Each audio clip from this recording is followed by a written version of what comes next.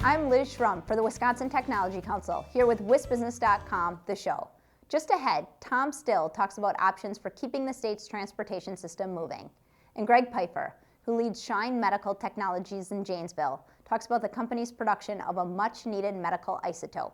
And now, here's the WisBusiness.com stock report. Rising, the Milwaukee Institute. This high-performance computing center is partnering with the National Center for Supercomputing Applications, enhancing its services for clients that include Rockwell Automation, Johnson Controls, and more. The Federal Supercomputing Center is based on the University of Illinois campus. It was among the first such high-tech centers created by the National Science Foundation. And falling, historic tax credits. Governor Scott Walker's proposal to cap the state's historic tax credit program at $10 million per year has disappointed developers who say the credits have spurred a boom in building rehabs, especially in older downtown areas. Walker's budget would tie the credits more directly to job creation beginning in 2016. The $10 million cap is about 1/3 of what developers claimed in 2014. And now, here's Tom Still with his Inside Wisconsin commentary.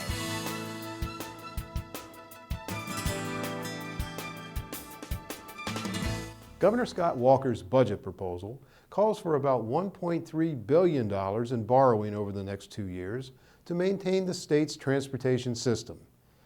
But key legislators are so far skeptical, arguing Wisconsin should adopt more of a pay-as-you-go approach to maintaining its roads, bridges, ports, and mass transit systems. On the one hand, there's nothing unusual about selling transportation bonds, a long-term mechanism to borrow money. All but a few of the 50 states do so now, some to a larger degree than Wisconsin. The timing may also be right to sell such bonds given that interest rates are still low and Wisconsin's credit score is strong. If lawmakers decide they want more pay-as-you-go options, however, the choices are much like a traffic circle, with multiple ways to move on and off. Here are examples. About 10 states have raised fuel taxes since 2013, in part because fuel prices stabilized, then fell.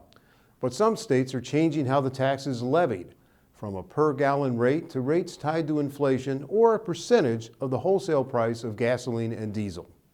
About 15 states have adopted sales taxes on fuel.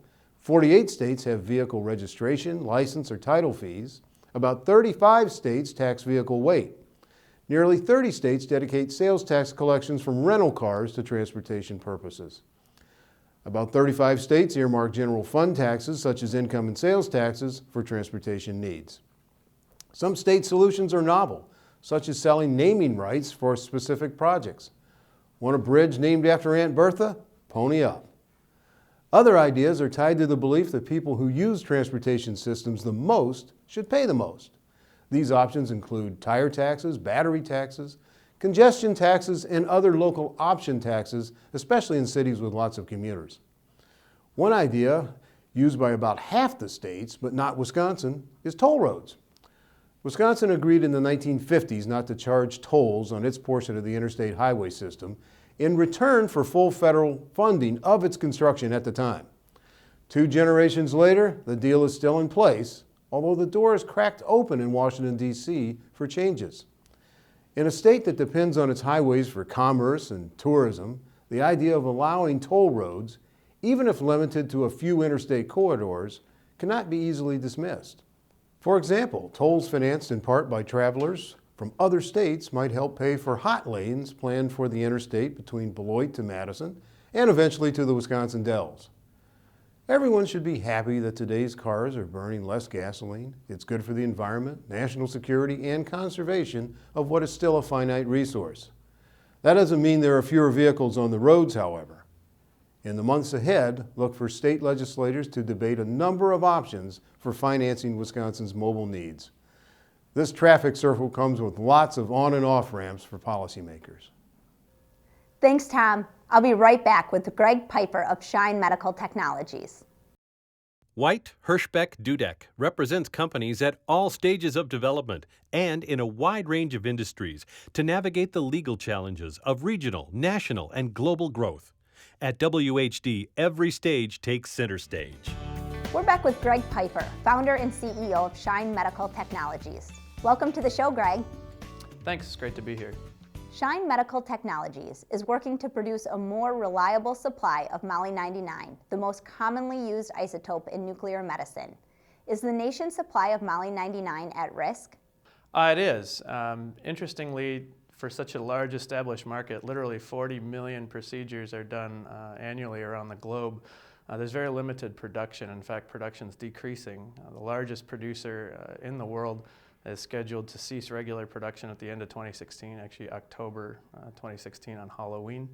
And that'll conclude production for sort of the Western Hemisphere. And the United States is the biggest user of medical isotopes in the world.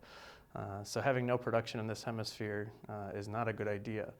Compound that with the fact that the isotope itself has a 66-hour half-life, and you lose about 1% of it every hour. Relying on foreign sources is not in our best interests. And what are some common uses of Moly-99 in medical imaging? Yeah, so I mentioned it's very widely used. The biggest use by far is something known as a cardiac stress test. It allows doctors to see blood flow through the heart and therefore to plan stents or to advise their patient that they need to exercise more, or to perhaps inform them that damage has been done to their heart, let's say through a heart attack. But there's really a couple dozen standard procedures that are done using the isotope.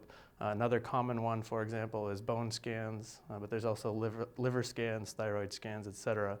So it's incredibly prolific use around the globe. Shine will build a $100 million manufacturing plant in Janesville.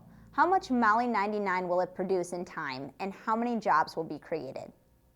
So very interestingly, it won't sound like a big number at first, but then I'll put it in context and hopefully make it sound a little bit more impressive. Our entire factory will produce about 2 grams of Moly-99 in a year.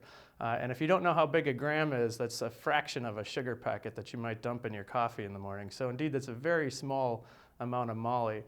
Yet when you convert that to actual doses, it'll provide up to 15 million patients the dose that they need for their medical procedures in a given year. So it's actually quite an impressive amount.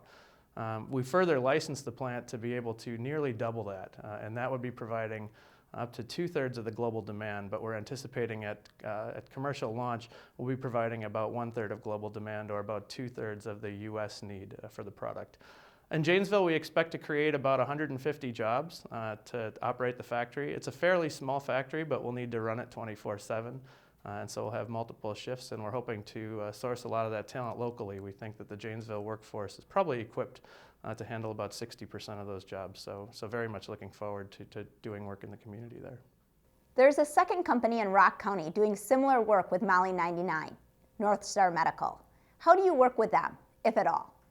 Yeah, so I mean, North Star is pursuing a different production technology than we are. Both of us are interested in actually producing the isotope, so there's naturally some competitive tension there. Interestingly, North Star is pursuing entry into the market at a later point in the supply chain than we are, which means that their business model is not automatically competitive with ours, and there is potential for a supplier-customer relationship in the future, and certainly Shine would welcome that. And think they have a very promising technology for serving sort of the next step in the supply chain. Thanks, Greg, and thank you for watching this edition of WisBusiness.com, The Show. The show is produced by WisBusiness.com and the Wisconsin Technology Council, and sponsored by White Hirschbeck Dudek, MG&E, and UW Milwaukee. Visit our websites to read and learn more. I'm Liz Schrum of Talent But Executive Search. See you next time.